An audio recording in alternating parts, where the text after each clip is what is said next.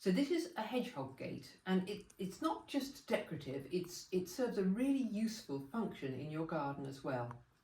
Because we know hedgehogs have been in decline for a few years, but they're making a bit of a comeback, particularly as we stop using slug pellets and insecticides in our garden. There's more food for them, and actually they're really helpful now because they eat those slugs for us.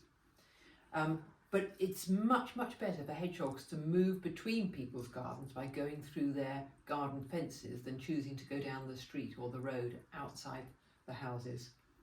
And so what a lot of people are doing are making a sort of hedgehog-sized hole at the bottom of their garden fence. So the hedgehogs have got kind of free access, like a sort of hedgehog highway in between that line of gardens. And this little gadget just finishes those holes off. So you pop it into the hole that you've already made, and this kind of bit at the back, sits underneath the fence and supports it a little bit. So nothing else can make that hole any bigger now.